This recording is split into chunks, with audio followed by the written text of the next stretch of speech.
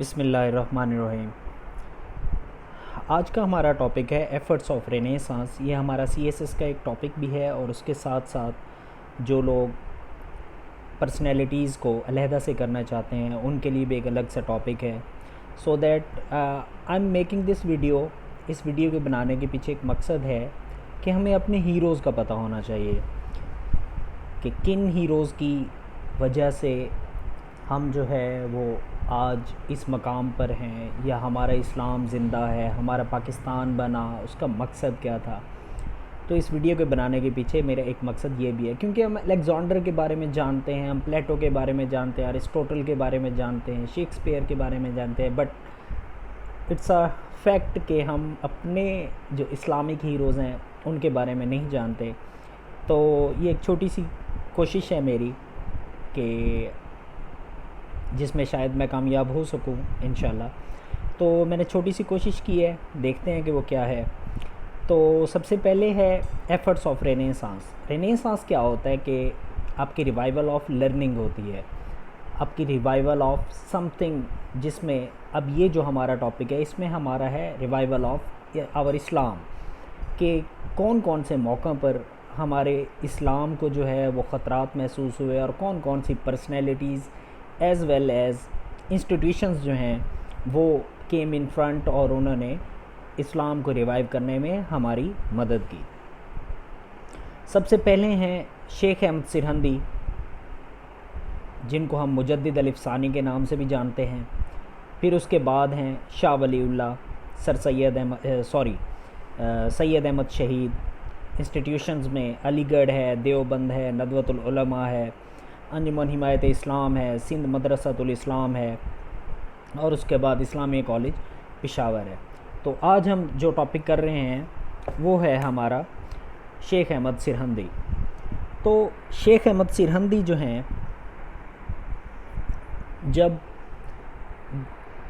اب جو ہماری تاریخ ہے اگر ہم اس کو اٹھا کر دیکھیں تو جب اسلام پر جو ہیں، جب ہمارے مذہب پر جو ہیں وہ کالے بادل منڈلائے ہیں، تو تب کوئی نہ کوئی پرسنالٹی، انسٹیٹیوشن، انہوں نے آ کر اسلام کو دوبارہ زندہ کرنے میں اپنا کردار ادا کیا ہے، اور ان میں سے ہی ایک پرسنالٹی تھی شیخ احمد سرہندی، کہ جنہوں نے اپنی اسپرچول پاور کے ذریعے سے اسلام کو ریوائیو کرنے میں ہیلپ کیا۔ تو وہ جو وقت تھا جب یہ شیخ احمد سرہندی جو تھے، اس وقت جو اسلامک فیوچر تھا وہ انپریڈکٹیبل تھا۔ اس کی جو اسپرٹ تھی وہ تباہ و برباد ہو چکی تھی۔ جو ٹیچنگز تھیں اسلام کی وہ مس انٹرپریٹ کر دی گئیں۔ مس انٹرپریٹ میں کہ ان کو غلط انداز سے لیا گیا، اور اس کے علاوہ جو ہمارے اس وقت کے بادشاہ تھے، جن میں اکبر بادشاہ تھا، اس نے ڈیوائن فیتھ کی پالیسی جو ہے وہ اختیار کی، کہ جس کی وجہ سے بہت سا نقصان ہوا اسلام کو۔ تو شیخ احمد سرہندی نے اس حوالے سے کیا کیا، سب سے پہلے وہ جانتے ہیں۔ تو سب سے پہلے ہے ایولز آف مسلم سوسائٹی، جو اس وقت ایولز موجود تھیں اور شیخ احمد سرہندی نے آ کر ان ایولز کو آ کر خاتمہ کیا۔ وہ کون کون سی تھیں؟ سب سے پہلے ریلیجیسلی تھیں۔ وہ کون سی تھی؟ اکبر ڈیوائن فیتھ یہ تھا کہ اکبر نے کہا کہ تمام جو مذاہب ہیں اس نے ان کو اکٹھا کر دیا، کہ جیسے ہندوازم، کرسچینٹی اور اسلام۔ اس نے کہا کہ ان میں سے تمام جو بری چیزیں ہیں ان کو نکال کر ایک سائڈ پر کر دیا جائے، اور جو اس تمام مذاہب میں جو اچھی چیزیں ہیں ان کو جو ہے دین اکبری کے نام سے اس نے متعارف کروایا۔ انفیکٹ یہ لگ تو رہا ہے باتوں سے کہ یہ کوئی اچھی چیز تھی جو اس نے اچھا اقدام کیا ہے، بٹ اس کے پیچھے بہت بڑی طاقتیں تھیں کہ جس نے اکبر کو ورگلایا، اور اس کے ساتھ ساتھ اس نے جو ہے وہ اسلام کو ختم کرنے کی ایک سازش کی، اور وہ اس سازش میں کیسے کامیاب ہوتا، کیونکہ ہمارا جو ہمارا جو اسلام ہے اس کی جو حفاظت ہے، ہمارا جو قرآن ہے اس کی حفاظت جو ہے وہ اللہ تعالیٰ نے ذمہ لیا ہے، اور ان کے بندے ہو جیسے شیخ احمد سرہندی تھے ان کے ذریعے سے ریوائیو تو ہونا تھا۔ خیر، اس کے بعد سوشلی پرابلمس ہیں کہ جن میں مسلم بیکیم وکٹم ٹو دا ایڈلٹریشن مین کہ آپ کو شاید پتہ ہوگا کہ ایڈلٹری کا مطلب کیا ہوتا ہے، ٹو ہیو انٹر کورس، کہ جس کے ساتھ آپ کا انٹر کورس جائز ہے اس کے علاوہ کسی کے ساتھ اگر آپ انٹر کورس کرو، ایک مسلم ایک شادی شدہ بندے کا کسی ایسے بندے کے ساتھ انٹر کورس کرنا کہ جو جائز نہیں ہے، جو اس کا اپنا نہیں ہے۔ تو اس کے علاوہ ہندو پریکٹسز تھیں کہ جو مطلب پھیل گئیں ہمارے مذہب میں، ہمارے لوگوں میں، ہمارے مسلمز میں۔ پھر دین الہی آیا، اس کی انفورسمنٹ نے جو ہے اس کو جب انفورس کیا گیا تو ہماری جو فنڈامنٹلزم تھی، جو ہماری بیسک چیزیں تھیں، جو ہماری بیسک نیڈز تھیں، جو ہماری بیسک ٹیچنگز تھیں، اس کو بہت زیادہ نقصان پہنچا۔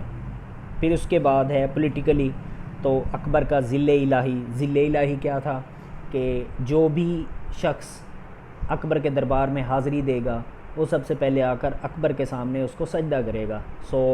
میرے خیال میں یہ پریکٹس اسلام میں تو ہرگز جائز نہیں ہے، کیونکہ اسلام میں صرف اور صرف اللہ تبارک و تعالیٰ کے سوا کسی کو سجدہ جائز نہیں ہے۔ تو یہ پریکٹسز جاری تھیں۔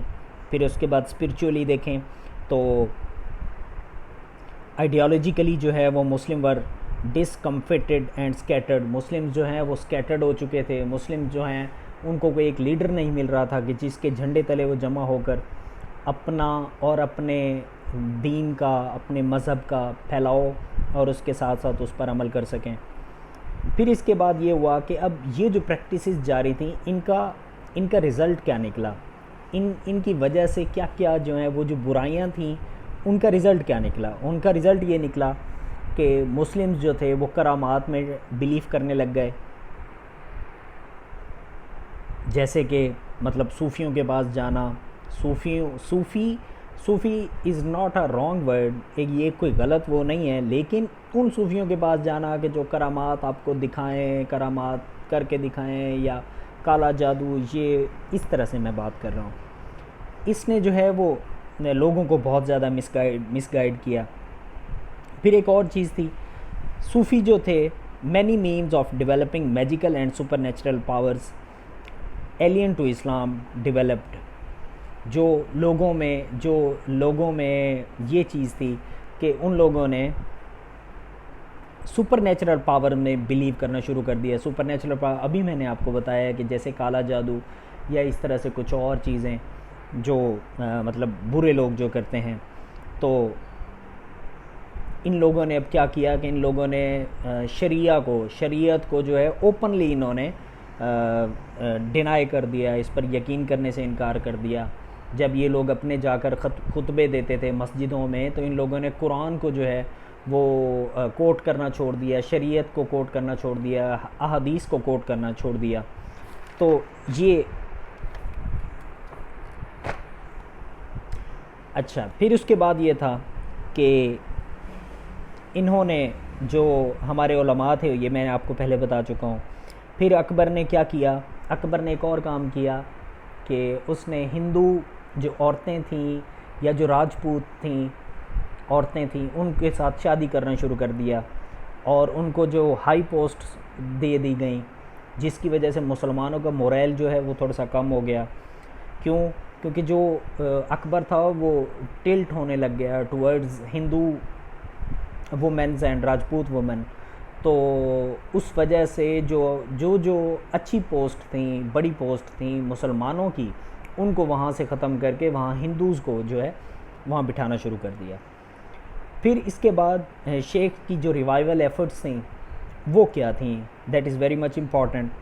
تو انہوں نے سب سے پہلے کام یہ کیا کہ اپنے شاگردوں کو مختلف پارٹس آف دی کنٹری میں انہوں نے بھیجنا شروع کر دیا، اور انہوں نے ان کو بتایا کہ جو اسلام کی جو ٹرو اسپرٹ ہے وہ کیا ہے۔ انہوں نے لوگوں کو کہا کہ لوگوں کو بتانا شروع کیا کہ what is meant by Islam, originally اسلام کا مطلب کیا ہے، اور انہوں نے کہا کہ سنت پر اتباع کرو، سنت پر مکمل طور پہ سنت کو فالو کرو، اتباع سنہ، انہوں نے اس پر زور دیا بہت زیادہ۔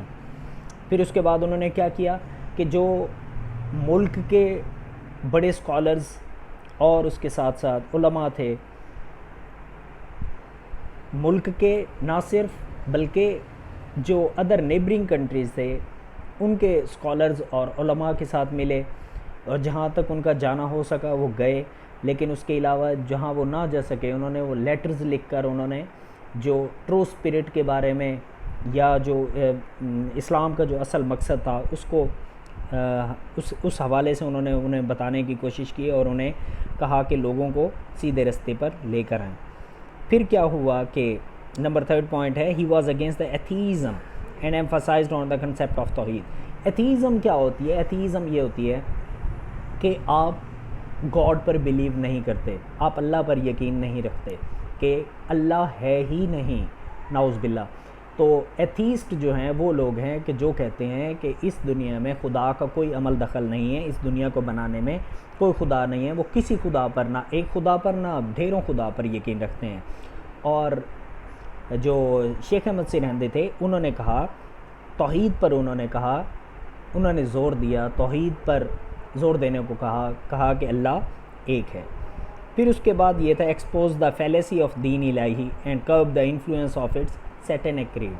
انہوں نے جو دین الہی کے پیچھے جو چھپا ہوا مقصد تھا، جو میں آپ کو پہلے عرض کر چکا ہوں، انہوں نے اس کو جو ہے وہ عوام کے سامنے پیش کیا، لوگوں کے سامنے پیش کیا کہ یہ انفیکٹ میں مسلمانوں اور اسلام کے ساتھ جو ہے جو غداری کی جا رہی ہے، اسلام کے ساتھ جو ناانصافی کی جا رہی ہے، یہ اس کے بارے میں ہے۔ تو اس کے بعد یہ تھا کہ ہی ڈیناؤنسڈ دوز علماء ہو کویسچنڈ دا اتھینٹسٹی آف شریعہ۔ اب سیدھی اور ظاہر سی بات ہے کہ اسلام میں، اسلام کے جو اہم جو فیصلے کیے جاتے ہیں، پہلی بات یہ ہے کہ وہ قرآن کے مطابق کیے جاتے ہیں، پھر اس کے بعد سنت کے مطابق کیے جاتے ہیں۔ تو علماء کون ہوتے ہیں کہ وہ قرآن اور شریعہ سے ہٹ کر اپنی جورسپروڈنس، اپنا ہی کوئی نصاب بنا لیں؟ تو انہوں نے ان کے بارے میں بھی، ان کو بھی کویسچن کیا۔ پھر انہوں نے ایک اور کیا کہ جو اسکالرس تھے اور جو مسٹکس تھے، مسٹکس کہتے ہیں جو آپ کے صوفیزم کے ماننے والے ہوتے ہیں، انہوں نے کوشش کی کہ ان کے درمیان میں جو ڈفرینسز ہیں ان کو ایک جگہ پر لا کر اکٹھا بٹھایا، اور ان کے درمیان جو ڈفرینسز ہیں ان کو ختم کیا جا سکے۔ پھر یہ تھا کہ brought a change in the mindset of the court. آپ نے جو ہیں وہ اکبر کے کورٹ میں اور اس کے ساتھ ساتھ جہانگیر کو کورٹ میں آپ نے مختلف لوگوں نے آپ کی مدد کی، کہ جن میں عبد الرحیم خانہ، خان اعظم، مرزا عزیز، مفتی سردار جہاں، یہ وہ لوگ تھے جو بڑے عہدوں پر فائز تھے اکبر کے کورٹ میں۔ انہوں نے وہاں تک اپروچ کی، ان کو جو ہے اپنے جھنڈے تلے لے کر آئے، ان کو ٹرو اسپرٹ کے بارے میں بتایا، اور ان کے ذریعے سے دماغ بنتا رہا جو اوپر شہنشاہ حکومت کر رہا تھا، جو اکبر تھا اور جہانگیر تھا۔ ان کے دماغ جو ہیں وہ انہوں نے جو صحیح چیزیں تھیں وہ ان کے دماغ میں بٹھائے کہ یہ آپ انفیکٹ غلط کر رہے ہیں، جو آہستہ آہستہ ان کے دماغ میں بیٹھتی ایک نہ ایک دن وہ انہوں نے اس بات کو تسلیم کیا کہ شیخ احمد سرہندی جو ہیں وہ ٹھیک کہہ رہے ہیں۔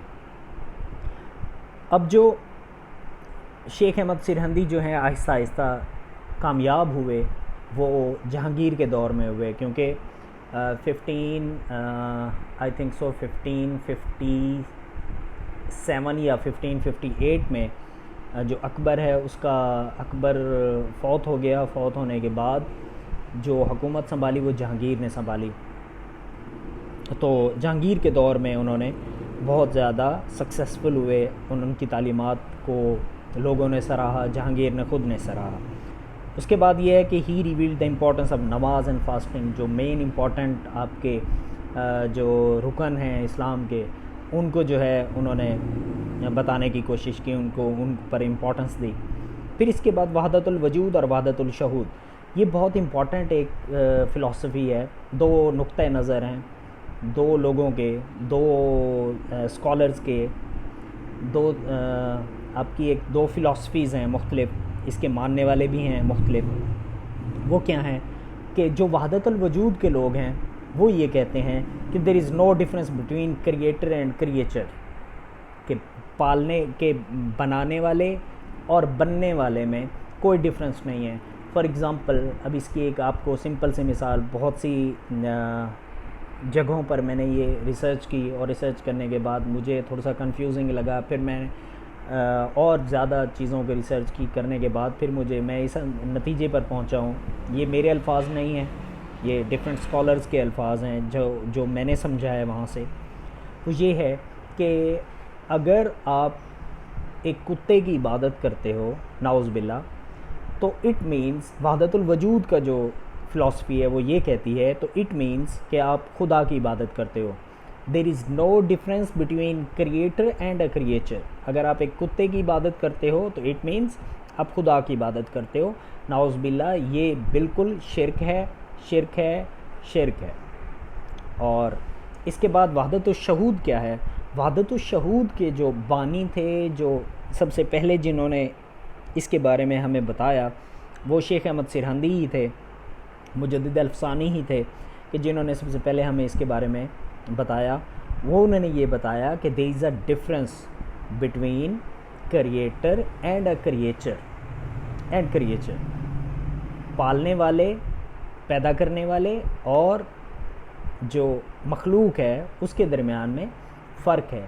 انہوں نے اس کی ایک مثال دی.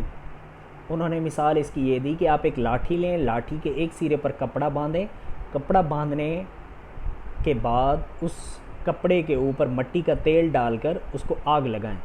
جب آپ آگ لگائیں گے تو اس میں سے ایک شعلہ نمودار ہوگا.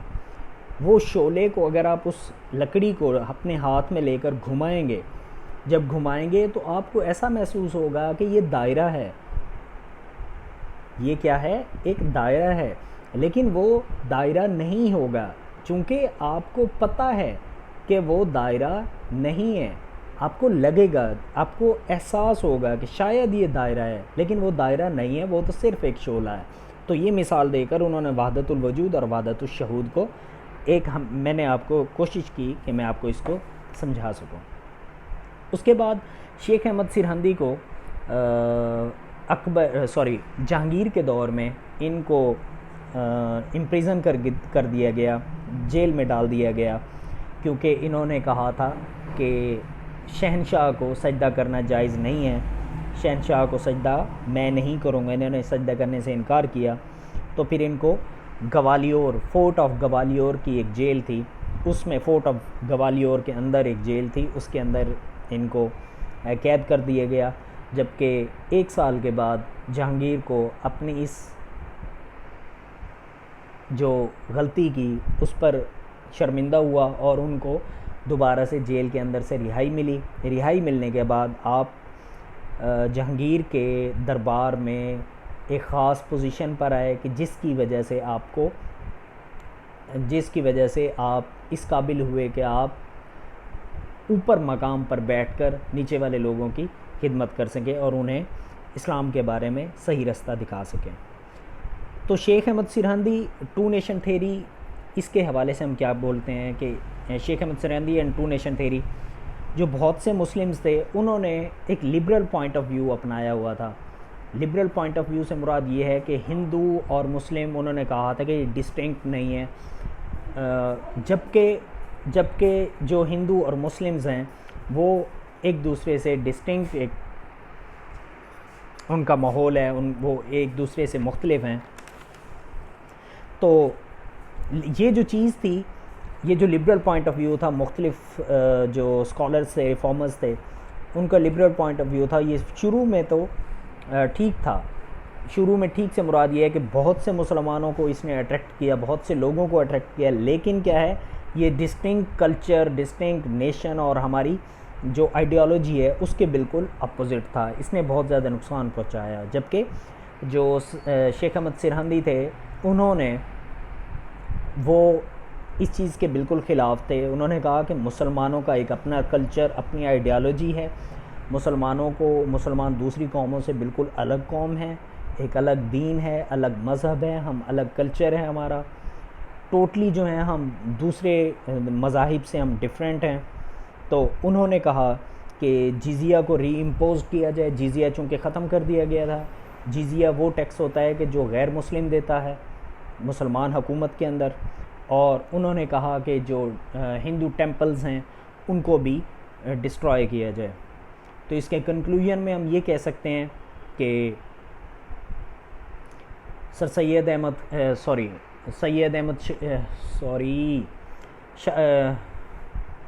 شیخ احمد سرہندی جو تھے انہوں نے ایک بہت بڑا کردار ادا کیا مسلمانوں کا اسلام کے حوالے سے ریوائول کرنے میں. اور علامہ اقبال نے ان کے بارے میں کہا کہ a call back to prophethood became the pioneer of religious nationalism. جو ریلیجیس ہماری نیشنلزم تھی ان کے پائنیر جو تھے وہ بنے شیخ احمد سرہندی. اور پھر اس کے حوالے سے یہ شیخ احمد سرہندی ہی تھے کہ جن کی وجہ سے کل جو ہیں وہ نیکسٹ میں ہمارے پاس مختلف ہمارے جو ریفارمرز تھے کہ جن میں شاہ ولی اللہ اور اس کے ساتھ ساتھ سید احمد شہید کے جنہوں نے ایک الگ مقام کی طرف گئے اور اس مقام کے بعد ہمیں پاکستان سے جو ہے پاکستان کی صورت میں ہمیں ایک الگ وطن ملا. تو یہ تھا آج کا ٹاپک. انشاءاللہ نیکسٹ ٹاپک میں ہم شاہ ولی اللہ اور سید احمد شہید کے بارے میں ڈسکس کریں گے. ایک میری چھوٹی سی کاوش تھی, امید ہے آپ لوگوں کو پسند آئی ہوگی. Thank you so much.